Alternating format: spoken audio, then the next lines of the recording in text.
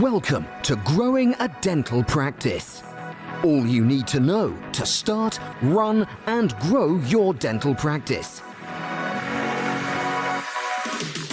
Each week, dental marketeer Mike Hennon chats with doctors Lewis Butler and Sahil Tucker about their journey as principal dentists. Plus, interviews with prominent and upcoming figures in the world of dentistry and beyond. Now, here's your host, Mike Hennon. Welcome to the first ever episode of the Growing a Dental Practice podcast. My name is Mike Hennon. I am a dental marketer, and I am super excited to introduce my client turned friend turned podcast co-host, Dr. Lewis Butler. So Lewis graduated from the Leeds Dental Institute in 2016. He has a special interest in endodontics and has almost completed a master's in endodontics from the University of Chester. Lewis is a member of the Joint Dental Faculties at the Royal College of Surgeons, Edinburgh. He is also SAAD sedation trained. Last year, Lewis joined his family practice, Advanced Dental Care, which is located in Sandal, just outside Wakefield.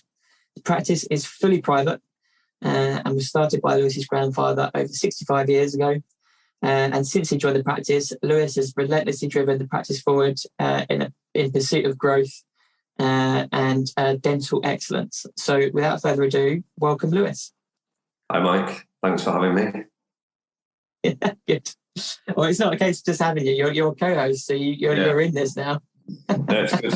It's good. We've been talking about it for a while, and when we've finally got to do it.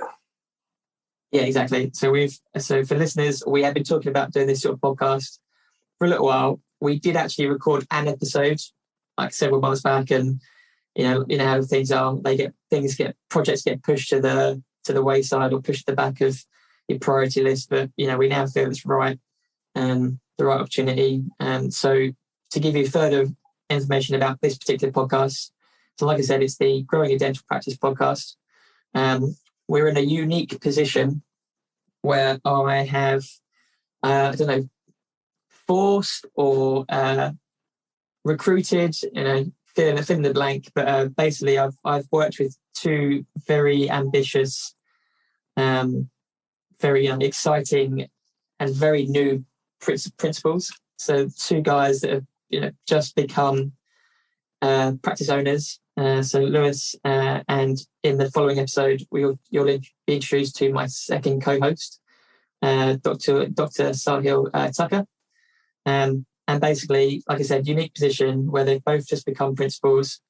And we're basically going to use this podcast to document their journeys as practice owners.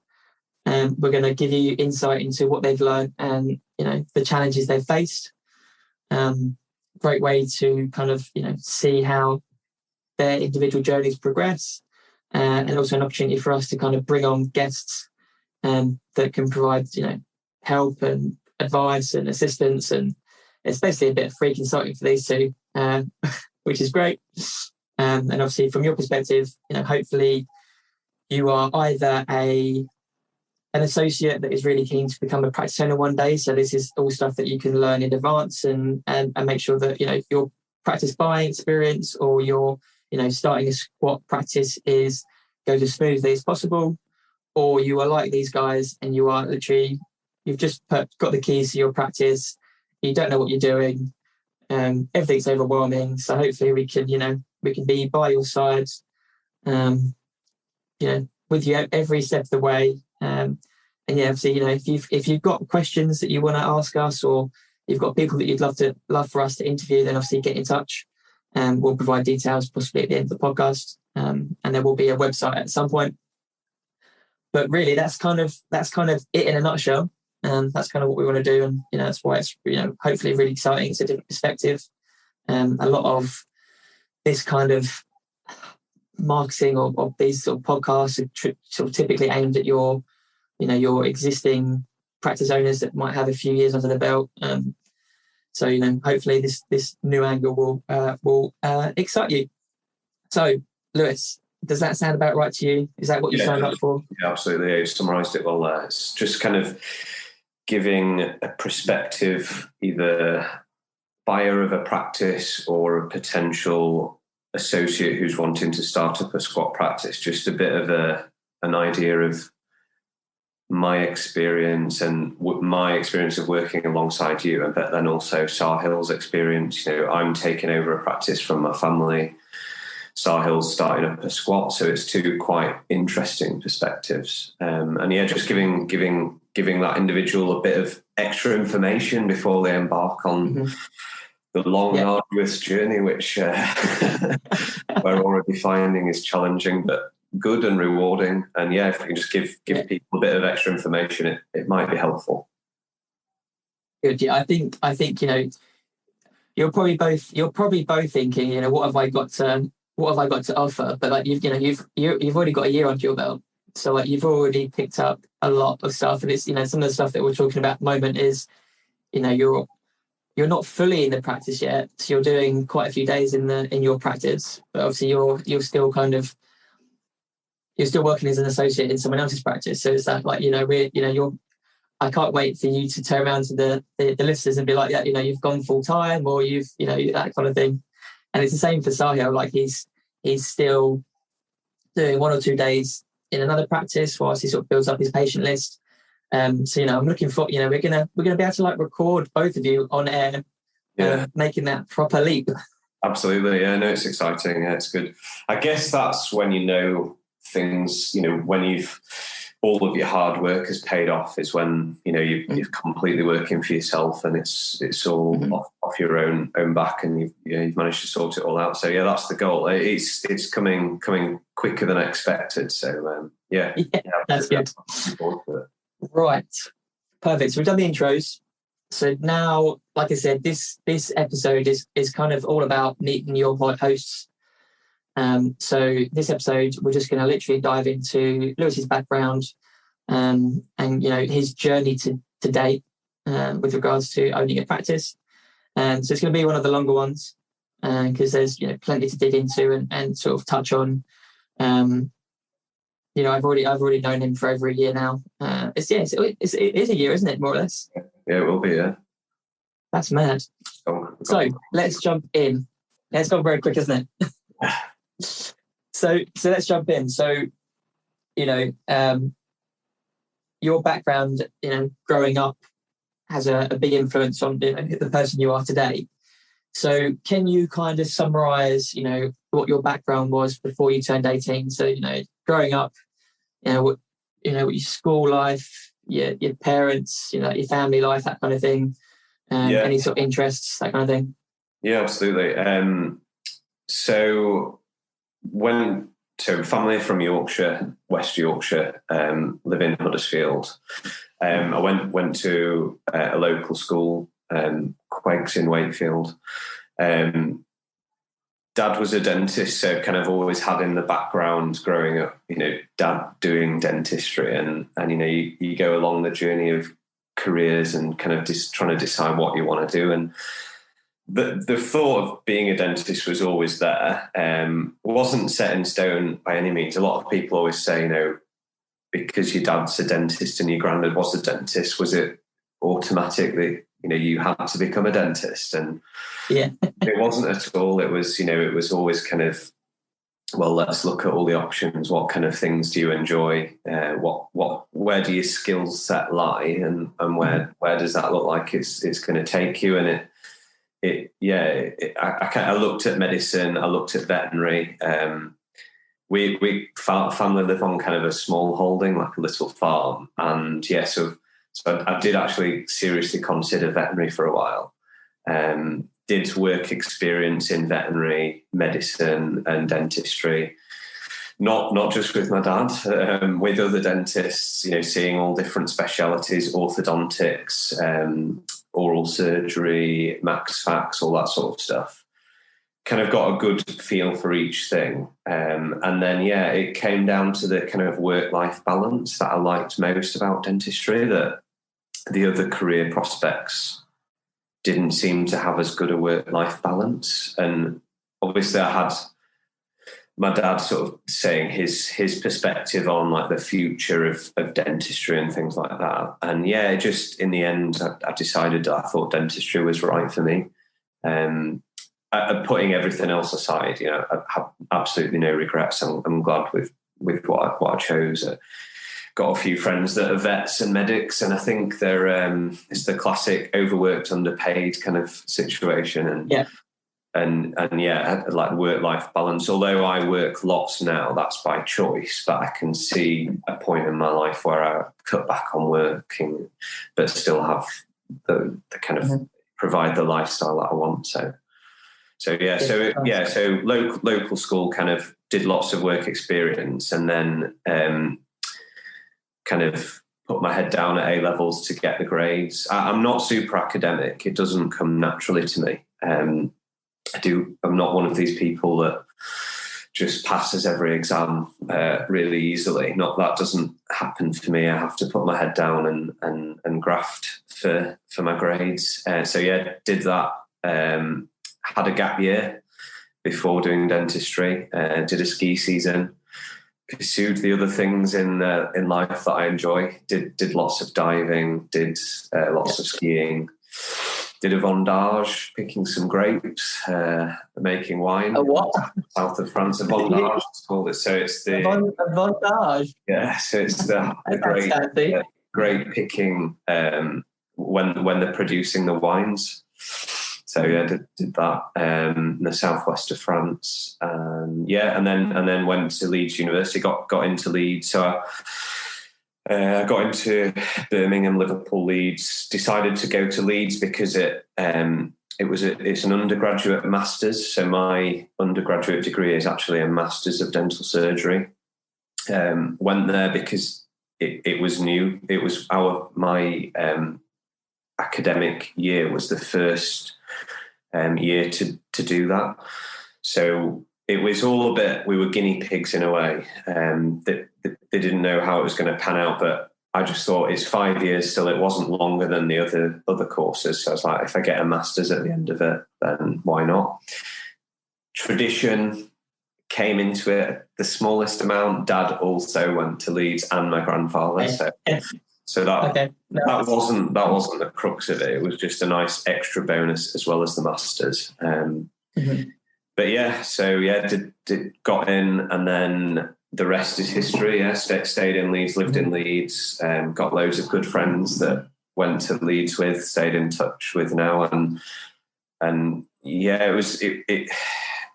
I don't know whether this will be some of the follow-on questions, but you kind of do your dentistry. It's a bit like learning to drive. You kind of actually learn to drive after you've passed your test. So, it was university was doing the exams, kind of getting your skills up to a point where what they say is a safe beginner. And then it's going out into the real world of dentistry. It's actually going out and mastering your craft, and I've not yet mastered it. I'm still working on it, still perfecting things, learning things every day. But you just got to keep that mentality of learning all the time, tweaking things, changing and moving forwards. And that's where I'm at now. Awesome, man. That's a really good summary. And to be honest, you've nailed a few of the questions I was going to ask you. So that's perfect. Going back to the whole, you learn, obviously, I guess, your degree is very much, I guess, quite a lot of it is theory, and then you go into the real world and obviously get let loose on natural patients. I've always wondered, do you actually have sort of test patients that come in as part of the course, or so you start on, so you do quite a lot of the theory behind things first, and then you work on what are called phantom heads, which are fake people, plastic people, basically, that you can. It's a shoulders and a head, and you can manipulate the head. It's got kind of cheeks, which are not quite the same texture as a human cheeks, but kind of a bit elastic, and you're getting used to working in a confined space and sort of starting to get to grips with your dexterity. They're using a mirror, looking into a mirror in direct vision, and then starting to do the different types of treatments. You start with cleans. Then you do fillings, crowns, root canal treatments. Then you do things like root canal treatments on a real tooth that's been extracted.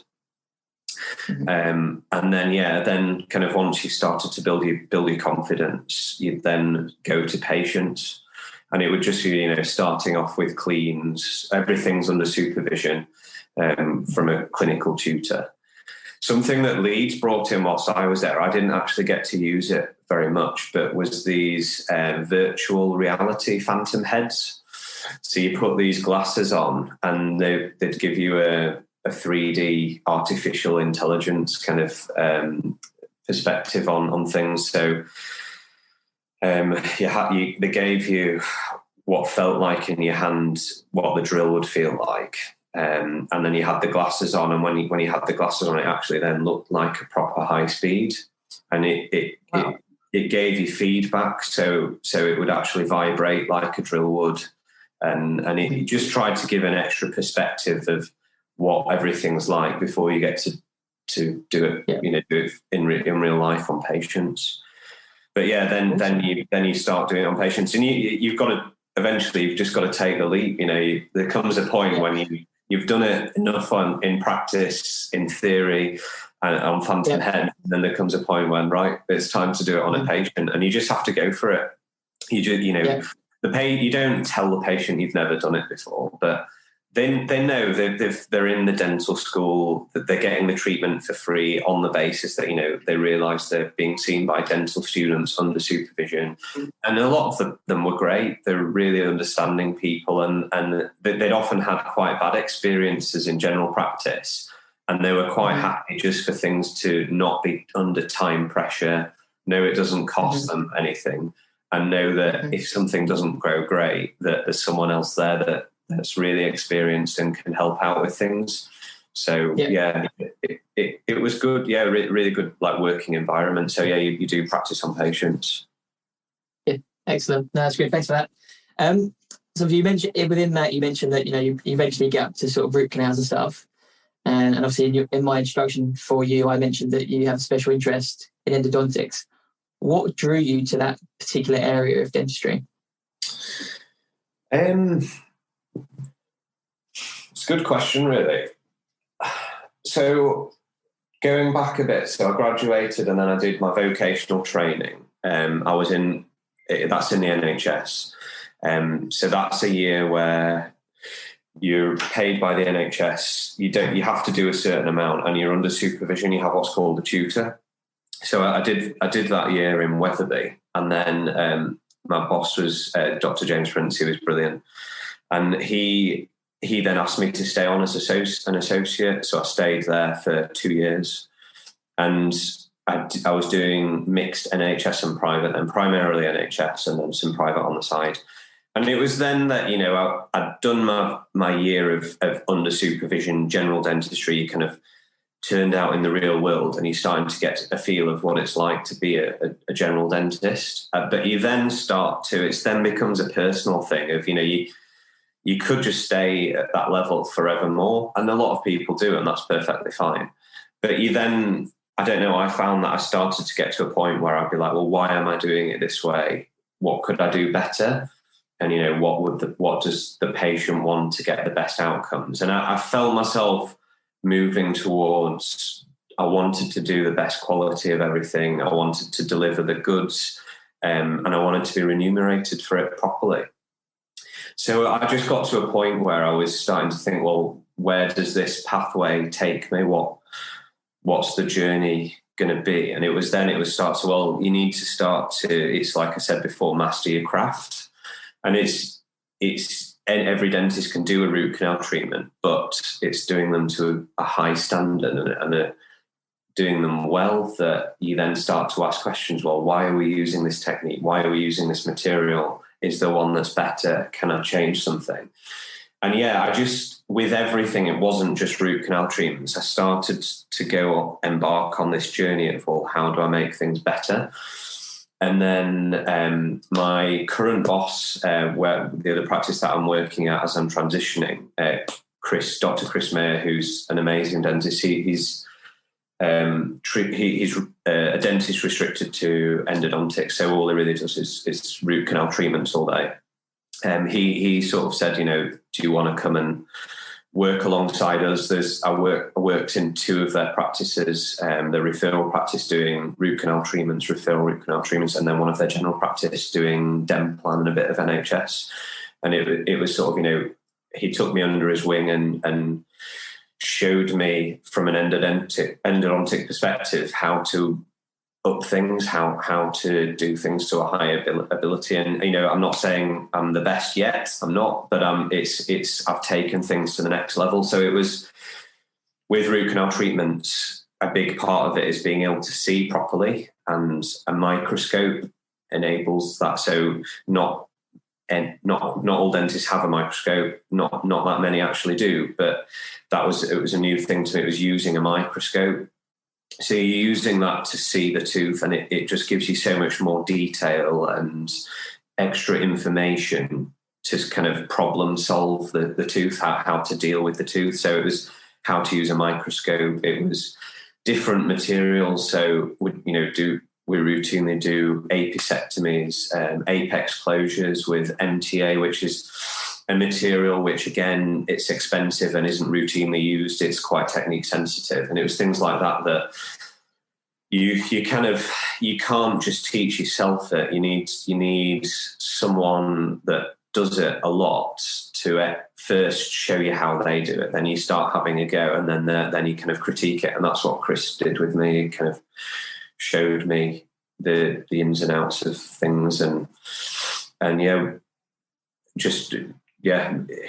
mentored me through it all, really. And it was, again, it's kind of got me to be a safe beginner endodontist, really, of doing the full spectrum of things, and then going out into the real world and just putting it into practice myself and doing it. And that's where I'm at now. So at the Sandal practice, the practice that I've taken over from my dad, I've had a microscope put in. I've got all of the gear. We've got a CBCT, so that I can then do my referral stuff here as well.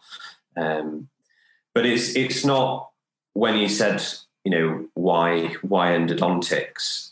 Endodontics is actually probably quite a small part of my overall journey. Like that was one thing that I wanted to get much better at, which I have got much better, but I still got a long way to go. But it's one of the pieces of the puzzle,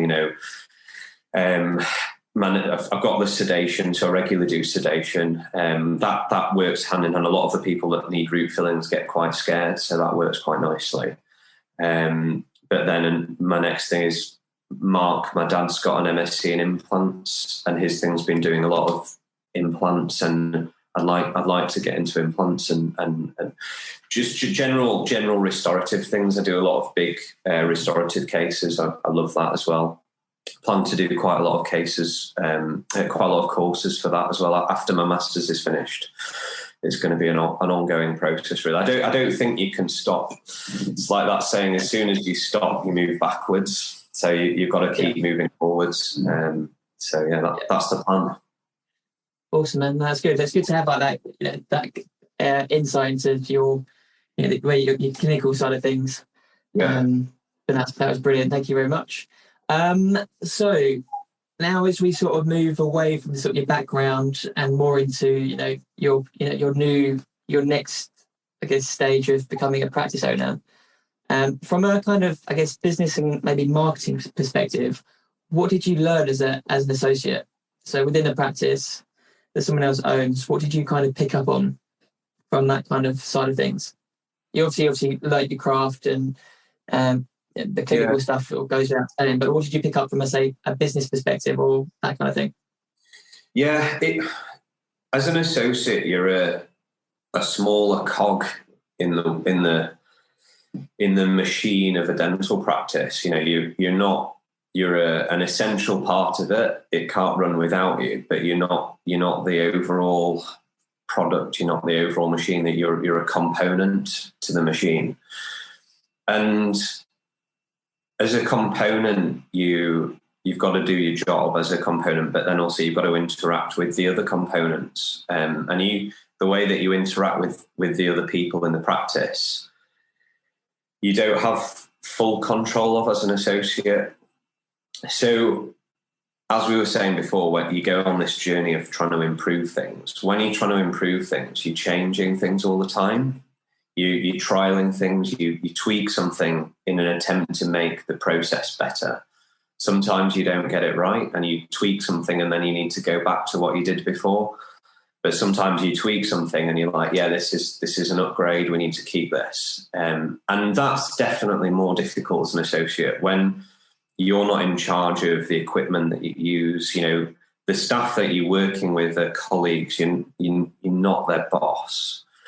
So you've got to have a really good working relationship with your colleagues. It's always important. That's all, regardless of whether you're boss. But, you know, if you're trying to make changes, you've got to try and get your colleagues on board with you so that they can kind of see what you're trying to achieve. So it's kind of making it clear what you intend to achieve so that the people around you also want that.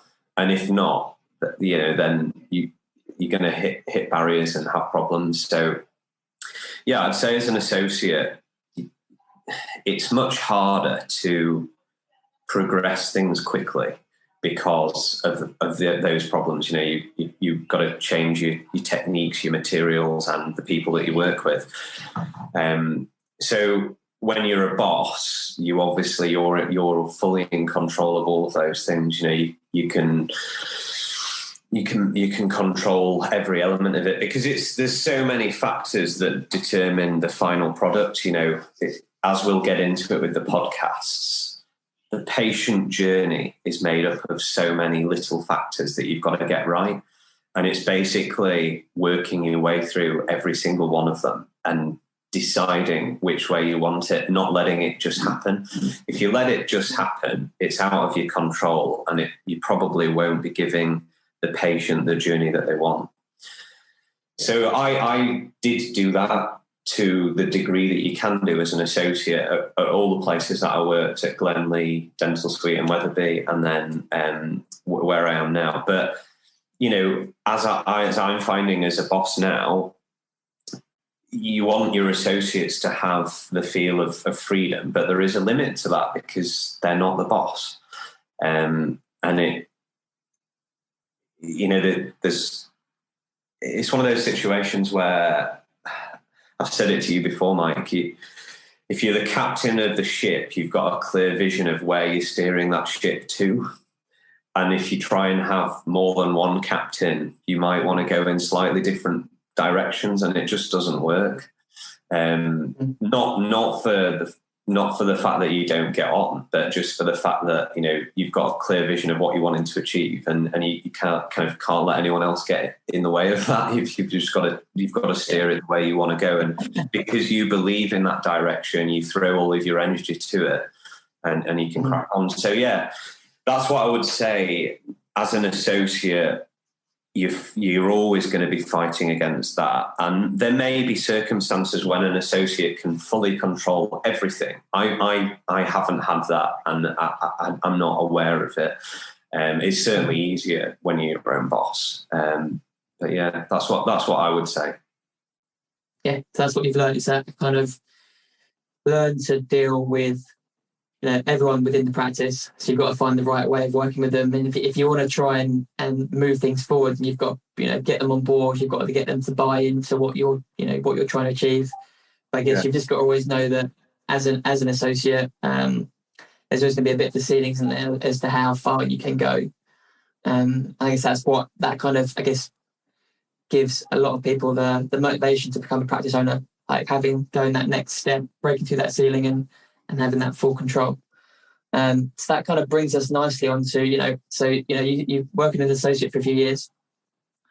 There is a practice within the family. So what prompted you to then make that right, and it's time to join, or who approached who? Did you approach your dad, or did your dad approach you? Like, how did it work? Yeah, it's a good question, really. My dad likes spending a lot of time abroad, and he has done for a while now. So it was always, he's been cutting back, and it with COVID, it just presented the ideal opportunity to get stuck in.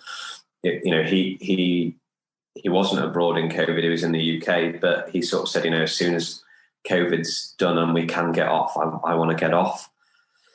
And the way the market was going, you know, people weren't able to see NHS dentists. You know, there was there was and there is this massive shift from NHS dentistry to private dentistry. So if ever there is a good time to build a practice, it's now, and it's in the coming years. Hopefully we're going to have like an economic boom after COVID. You know, hopefully everything's going to really pick up. And, you know, I think you've got to ride that wave. You've got to make the most of it. So, yeah, it wasn't a formal conversation. It wasn't Mark didn't sit me down and say, right, Lewis, the time has come. It was just a kind of, it was always on the cards, and an opportunity has arisen, and yeah, decided to jump on it and see what happens. And yeah, it couldn't have gone better in terms of growth of the practice. The timing of it with this shift, it's worked out brilliantly. But yeah, as I say, it's always been on the cards. I guess it was just looking for the opportunity to do it. Yeah, excellent. So I guess that also brings me nicely onto, you know, what is it like working with family? As you know, I've worked within my own family business a few years back, and as you can see, I don't do that anymore. But that doesn't necessarily mean that actually makes you look really bad. You know, I had a really good experience working with family, but you know, how have you found it? You know, obviously there's external factors that are at play, like you said. Mark kind of he hasn't been at the practice much during COVID, for various reasons, and obviously, as you mentioned as well, it's, you know, you've come in at a time that he was kind of almost winding down, and as you've come in, you're winding up essentially. So you've got this kind of like cross paths, and then like you say, there's maybe a couple of captains at the moment, or I don't know how you see it at the moment, but yeah, how have you found that? Yeah, it certainly has its challenges. It's like you say, he's on the down, I'm on the up, and you know, I've got lots of energy. I want to try things. I want to do things. He's been there. He's done that. He knows what works for him, and he just wants to keep that going. So yeah, we've just had to find a compromise of, you know, because he doesn't want to retire. His ideal is to place a few implants, you know, spend most of the year abroad, fly back, place a few implants, go back abroad, basically, which is brilliant. I want that for him as well. So yeah, it's just about finding compromise, really. It's figuring out what works. But the analogy I used earlier on, it's who's the captain of the ship, and there was definitely a handover of that, because we were trying to both be captains, and it didn't work. You know, I'm going in one direction, he's going in the other, and yeah, now I am the captain, so I'm deciding the direction it's going, and that's how we've worked it out. You know, that's what he wanted as well, because it means that. Yeah. I have to worry about the changes that we make, and if they're working or not, and the consequences, and he doesn't. So it certainly has its challenges. But with family, you know, you don't, obviously family comes first, business second. You don't want it to compromise your relationship outside of work. It definitely has the potential to do that. But I think when it gets to that stage, you just have to say, no, we've got to make some changes so that it's not going to compromise things outside of work. I think it was more difficult at first when we were like finding our feet of how to handle things, but things are getting easier and easier really as time goes on, and I'm getting to grips more with the full control of everything. Mm-hmm. I feel like for you, like, you know, you're kind of in that ideal situation at the moment where the majority of the responsibility is down to you, so you can sort of push on with what you're doing, and then it kind of does leave Mark free to kind of just come in, do his little bit, and then sort of fly out again and whatnot. But you know, there's still a few things where, you know, you do need to get like agreement. You know, there's certain elements that we've been talking about, and you kind of need him to like agree to it, but you know, it's just taking a bit of time. Yeah, definitely. It's one of those situations as well where, you know, my dad's owned several dental practices in the past, and he's got experience of the things that I'm doing now. So his insight is extremely valuable. It's I often run a scenario past him, and he's had some sort of dealings with that kind of situation, and he can often give me some words of wisdom and advice on how to handle things.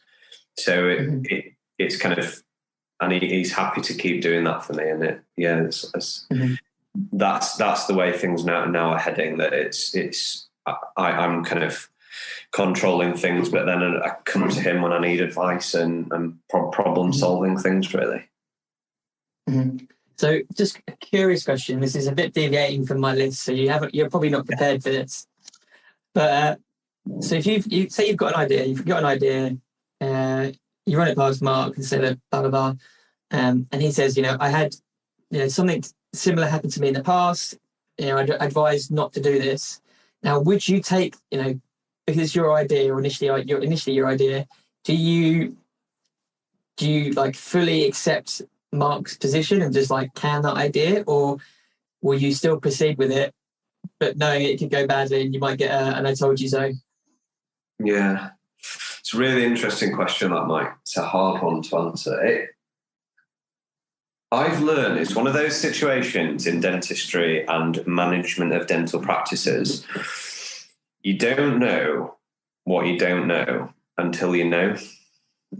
So I actually a lot of the time do take his advice massively, because I've got I guess it's partly why we're doing this podcast, to try and help people realise because you can look at a problem and you can think you've got a solution, and often when you start to delve into it, the best solution is not what you first thought. And it's one of those situations that it's good to get advice from lots of different people with different perspectives on it, weigh it all up, and then make your decision. And being in and around the people that are the most, or have dealt with those problems the most, is extremely valuable. So yeah, I tend to take his advice on the basis he's probably dealt with it himself. But yeah, obviously you've got to put your own spin on things. If you do everything the same, it's just boring, isn't it? So I do occasionally go against the grain and make my own calls. You do. Have lived to regret it a few times, but yeah, that's it. Oh man, I love that. I think that's the beauty of having the two of you. So obviously Sahil isn't going through this at the moment. He literally, he's been the only captain of the ship the entire time. There's been no conflicting interests, but then equally he doesn't have that. Might not have that sort of experience to tap into. So yeah, he might be. You're almost a captain with a tugboat. Yeah. See, I just called your dad a tugboat. I'll tell him that, Mike. Well, hopefully he listens to this. But you've got a tugboat, sort of guide, a little bit guiding you a little bit, maybe sort of nudging you out of the way. Whereas Sahil's like fully like, he's pointed his ship and he's going for it, and he doesn't know whether he's going to the edge of the world or in the right direction. Well, another way of looking at it is you learn from your mistakes, basically, and it then comes down to how many mistakes do you want to make, and getting the advice from people is you trying to minimize the number of mistakes that you make. The other way of going about it is just doing your own thing, making lots of mistakes, but then you need to learn quickly. You need to learn from your mistakes. And it's not just the mistakes you make, is it? It's the time you waste. Yeah, making those mistakes as well. So like time and resources.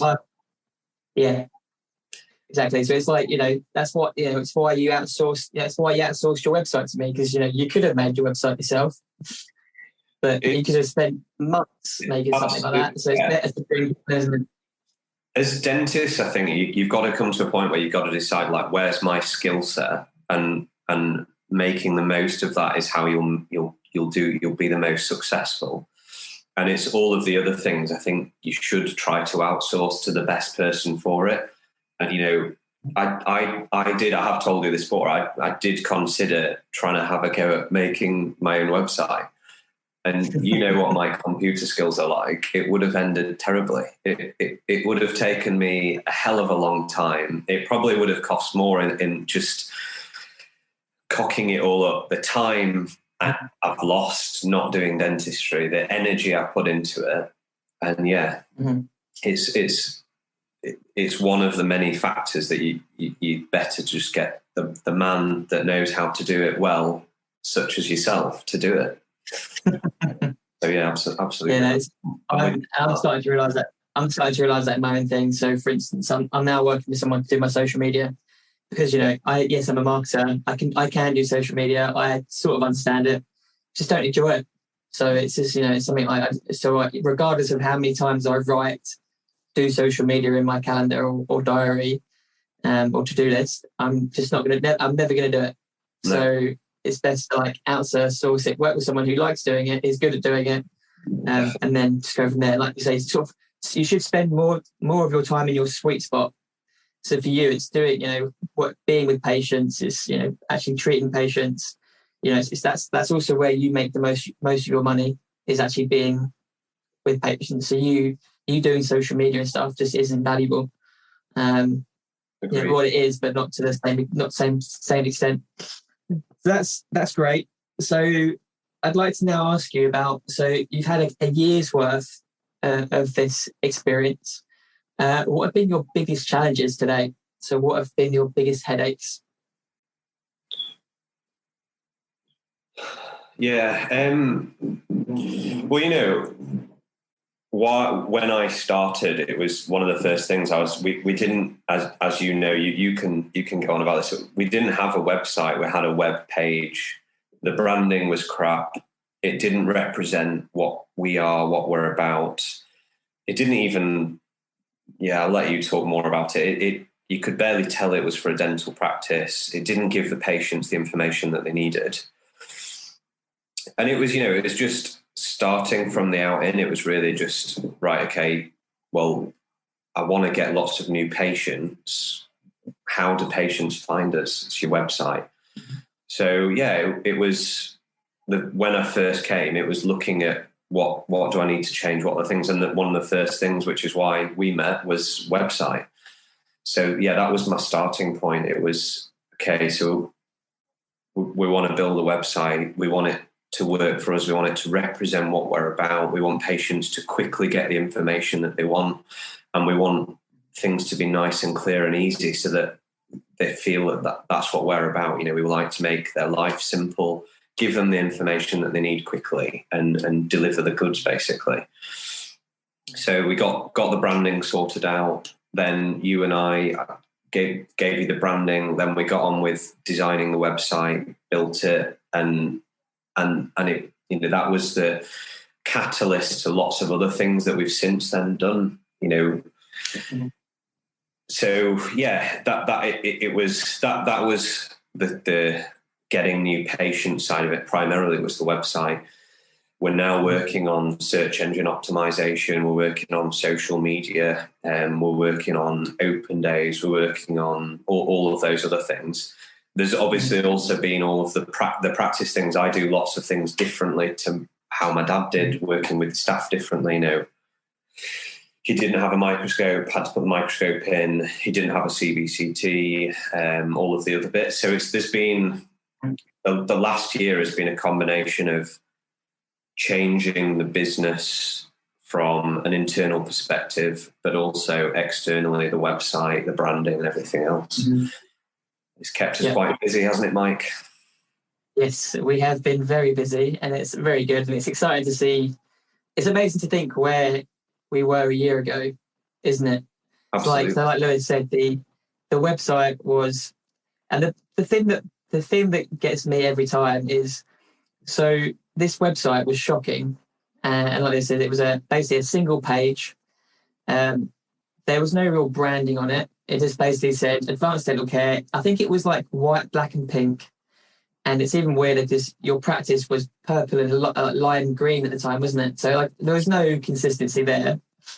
But and it was like very much like we do general dentistry, cosmetic dentistry, facial aesthetics. Here's our number, and that was basically it, wasn't it? And what really gets me is that despite how poor this website is, on the side of the practice, in huge letters, it just says advanceddentalcare.co.uk. So like the building is screaming at you to say visit our website, and the website was just terrible. I just can't get it. Absolutely.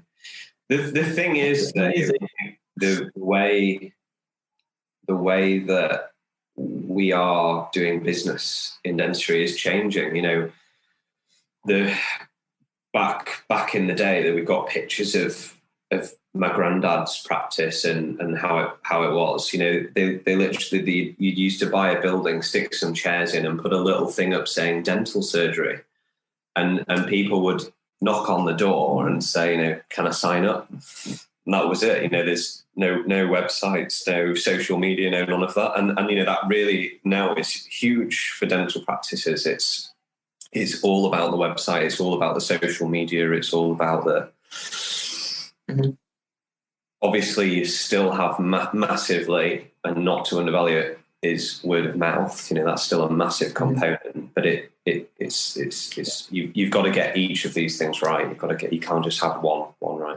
And you know, previously, the way that my dad worked, he wasn't trying to grow it. He didn't need a website. He just relied on word of mouth. That was more than enough for what he wanted to do. So it wasn't needed. But with me coming in and wanting to build things, it absolutely is needed. And that's why we did it. Yeah. No, that's great. Love that. So we've talked about, you know, how you joined the practice and some of the challenges and what it's like working with a family. What do you wish you'd known before joining the family practice? Like, is there anything that, I don't know, obviously it's going well, so there's hopefully nothing that you've learned that's bad, but, you know, what do you wish you'd known before you started?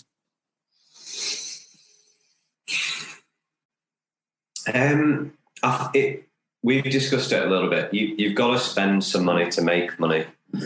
It's things like, you know, now we've got the website, we've got the inquiry bot, which we'll be talking about more in another podcast, I would imagine. We've got the search engine optimization. We've got the social media. I initially was really hesitant to kind of spend money because I didn't know how things were going to pan out. I didn't know what return on investment I was going to get. And, you know, these things are not cheap, I'm afraid. You know, the inquiry bot's not cheap. The search engine optimization isn't cheap, but it brings in a lot more patients. So like Mike and I have spent time looking at return on investment of patients. So we've followed patients through the journey of when they initially came and then what the patient has done with us as a practice. And just to figure out kind of return on investment of a patient, you know, if they came in through a PPC, pay per click for people that don't know, ads, or have they come in through organically on the website? Have they come in through the bot? All of these things. And it's made me realize that, you know, you've got to spend some money to try all these things to see if they work for you. They have worked for me, and it is an investment, but they may not work for everybody. But it's that thing you won't know until you've tried it. So you've actually got to have a bit of a trial period of, you know, trying pay-per-click. Pay-per-click is expensive, and I think we may review that in the future. But right now, it's working really well when you're just trying to get things off the ground, get things going. It does work. The bot is just an ongoing thing. It gets people interacting with the website. It's data harvesting. It's getting people's email address, getting their contact details, so that you can then give them more information, try and convert more people, get them to realize what makes you stand out from everybody else. So, yeah, I'd say a big thing for me has been learning that you've got to spend some money to make some money. So you've got to take those initial first risks of doing some pay-per-click, spend some money on your website, spend some money on the bot, spend some money on search engine optimization, and see what happens. And then you've got to watch it, and then you've got to learn, is it working for me? And you can stop it all straight away if it's not working for you. You've got to give it a bit of time to take effect. But then, I think I would imagine most people will see a good return on investment. Yeah, I think that's something that that's the approach we've taken, isn't it? We've sort of bit more data-led rather than just being like, just sticking our finger in the air. It's right, we'll try something for 3 months.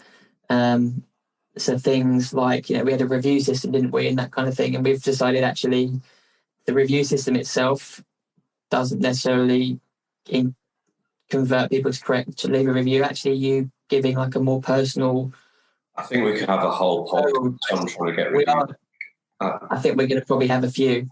Yeah. I think it's going to be it's probably like a how to get reviews, how to ask reviews, and then there'll be like a follow up on like how to use reviews to market your business and that kind of thing. So definitely one to watch. But no, I think you are right. Like it's like, and I think you've just got to reframe it. So we've talked about a few marketing costs, and I've been like, if you got, talking about like SEO and stuff, it's like, if you got one sort of implant patient out of the work that you did there, then you easily cover the cost of that particular thing. So anything else is a bonus. So it's kind of thinking, right, I'm not spending, $1,000 here or whatever. I'm not losing $1,000. I'm actually making several grand in the future. Yeah. I think that's a good way to think about it. And obviously if you can have a more accurate idea of like how much, ROI or return on investment you're going to get, then the more confident you'll be to spend that money. But yeah, like you say, in the beginning when because you weren't necessarily scrapping for money, but you were conscious about spending it and using it for things that didn't bring you money in. So, but no, definitely that's a very good point and very good advice. So now we get into some exciting stuff, and it's like things like, so what have you enjoyed most about your journey so far? Like, joining the practice and becoming a principal. Yeah, well, it comes back to what we were saying about what's the benefit of being a boss, a principal over being an associate. It's just having, I love being able to be like, so for example, right next to me here is 3 different brands of floss, which I've bought all 3 different brands, and it's for my rubber dam. It's finding the best floss for use with rubber dam for doing floss ties, and it's having the level of so nerdy. It's very geeky. I was hesitant to say it, but I think the dentists watching this will relate. It's things like that. I just don't hesitate now. I just, before it's like, I'm buying this out of my own money, but now I'm doing it for the greater good of my business, and you don't hesitate. So yeah, it's just having the full control. I've got all the equipment that I want. I've got everything I want and need to deliver the goods. Take holiday when I want. Don't feel guilty taking holiday. If I want to sleep in, book a sleep in. If I want to finish early, if I don't want to do a Friday, all these things. And it's also knowing when you've got other members of staff in and you're not there, that that's keeping the business going. If you're not there slaving away with the drill, it's not that you're not making money. You're still okay. You can be on a sun lounger in the Maldives and still know that you've got something trickling in. I love the fact you just said that, and like you clearly haven't been in a situation to be able to do that in the last year or so. Yeah. Yeah, absolutely. Yeah. Not that I have any experience of being on a sun lounge in the Maldives and someone else making me money. I have no experience of that, but I'm hoping one day it will come. Yeah, I love it, man. That's great. So that's kind of what you're enjoying so far. What does the future hold for ADC? Like, obviously, I know you've told me what the plan is, but what are you hoping to do with the current practice and beyond that? So just going to keep growing it. So the rate at which we're going, I want to get kind of more different specialities in. So I'd like to get an orthodontist in next, because that works well with the restorative stuff that I'm doing, being able to have someone that can align the teeth for me. I personally don't do any Invisalign or short-term orthodontic stuff. And we discussed this at length, haven't we, Mike, that it's a great money maker, or it's a great thing to get patients interested in. But at the minute, it's just not. I'm doing all the other things that I can't give the time and effort that it needs to do it well and properly. So my plan is, I think, to get an orthodontist in that can do those types of treatments. Mm-hmm. And it's just doing more of the kind of high level, good quality work that we enjoy doing, and growing it and telling more and more people about it and doing more and more of it and seeing where that takes us. Mm-hmm. See what happens. We've got quite a bit of growth room at the current premises, so we're okay for a while. And then once we've filled that, see what happens. Yeah, take it from there. Excellent. So that then brings me nicely on to, when are you going to make that full-time leap? So for people listening, so like I said at the beginning of the podcast, both Lewis and Sahil are in that sort of, they've got their own practice, and they are working quite a lot in those practices, but they're in that transition phase from going, from associate to principal. They're doing like a couple of days here and there at other practices. And it's just like, when's the best time to sort of jump? And I think that could be a whole episode in its own right. Like, it's that whole like associate to principal. Like, how do you manage that transition? Because you don't want to. It's scary making that massive jump and just like cutting all your income and just hoping that it'll work in your new place. But I'm just curious to get your take on it. Yeah, absolutely. Imminently. It's I'm too busy at the moment. I'm kind of doing 5 or 6 days a week sometimes, and I can't keep it going really. So I need to cut back at the practice really. So yeah, I think the time has come to make the jump, and it'll just then free up a bit of. I don't want to do 5 days a week really. I want to kind of be a bit less, so that I've got time to keep my head clear for growing the business side of things. And we're at that stage now. It's definitely come quicker than expected, but things have grown quicker than realised. So yeah, it's imminently. Yeah, and that's another good point to touch on is, and again, another great idea for a podcast episode. But that whole it's not just going to be you are not just going to be doing your dentistry anymore. You do have to start allocating time for the business. Yeah. There's, you're doing, I know at some point you'll outsource it, but you're doing the payroll at the moment, that kind of thing. It's kind of like the other admin side of things, and not just, then you're going to start to, do the recruitment and documenting your systems and that sort of thing. And then there's also, you've got to make sure that you take time and put time aside to take care of yourself. Yeah. We've touched on this as well. It's that whole, make sure you're eating, exercising, that kind of thing, because you're not just running a business now. You're running a business now, so you've got to make sure that you as an individual are, fit and ready to work and that kind of thing. So again, another great, just listing podcast episodes here, but, to sort of, how to look after yourself as a principal, how to make time for your personal health and mindfulness and mental health. I reckon a lot of principals will be able to relate to that one. Yeah, so don't neglect yourself is basically the moral of the story.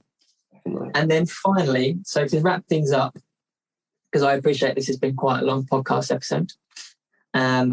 So for anyone who's considering, as far as I can see it, there's a few options for becoming principal. You either start a squat practice, you join your family practice, or you buy a practice. So, maybe one day we'll add someone who's just brought practice to the lineup. But what would you and I'll get Sahil's take on the squat practice side of things. But from your perspective, what advice would you give an associate who has the opportunity to join a family practice? Go for it. I think we've seen as well. I think the temptation is to think there's always going to be a right time and a golden opportunity. And I have been lucky with COVID. There has been a golden opportunity, but I think you just need to get on with it. Just throw yourself in the deep end and get going. The more you put it off, you're not gaining anything from putting it off.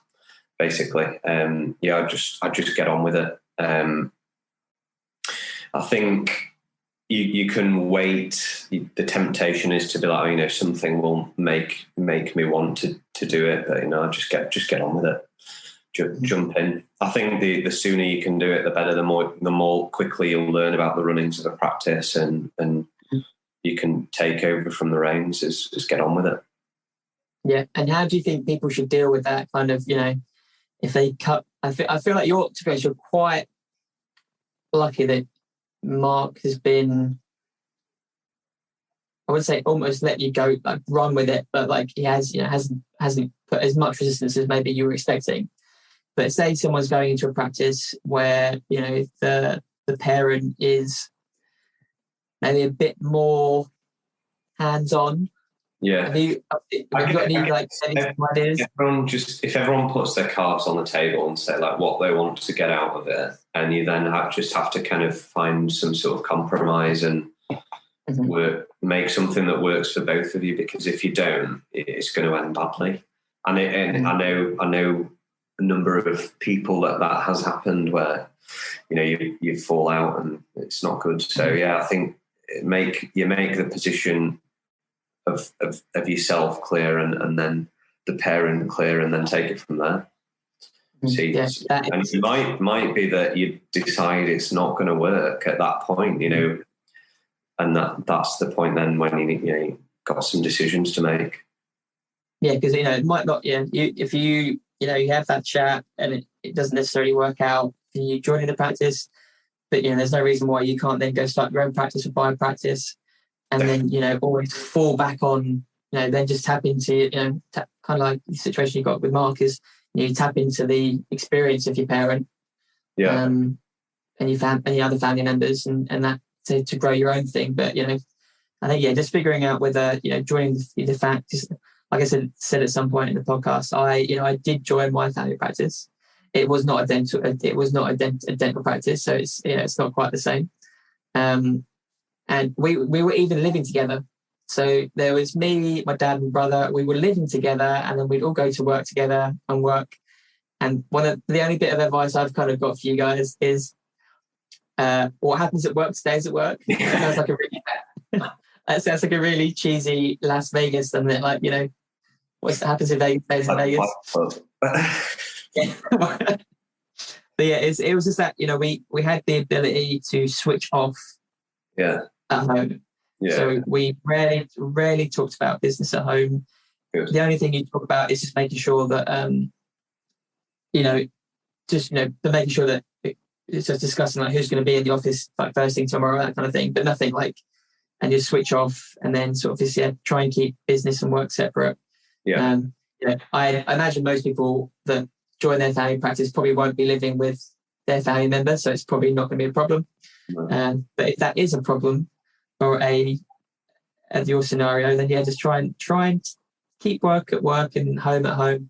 Yeah, that's the advice I'd give you. And just to confirm, it did go really well working with my parents. It just wasn't for me. And for anyone out there listening, the business was air compressors and water pumps, and I just wasn't interested. So I got out. Before everyone thinks that we fell out as a family. No, I very much love my family. And right, I'm just rounding now. So, Lewis, thank you very much for your time today. I already knew quite a lot of this about you, but it's always great to hear it again. Yeah. And I have no doubt that our initial listeners and future listeners are going to find this useful to get an insight to you as an individual, where you're at the moment, and hopefully they'll be excited to see where you're going. And I'm sure you've provided some nuggets of wisdom that we can do. And as we're planning to do, I'm going to probably take out some of the key bits and put it on socials and stuff. And having recorded a few episodes of the podcast now, I'm really excited to, I don't want to say relaunch because we did launch it, but it's just getting the momentum going, and we have every intention to keep this as a regular thing. And I think it's going to be very exciting. Yeah, me too. I'm excited, Mike. Awesome. Right, Lewis, until the next episode, I'll see you soon. Sounds good. Cheers, Mike. Nice to speak to you. Bye. Thanks for listening to Growing a Dental Practice. For more insights, please subscribe and do leave us a review so that other people can find us. You can also find us on social media and on our website, growingadentalpractice.com.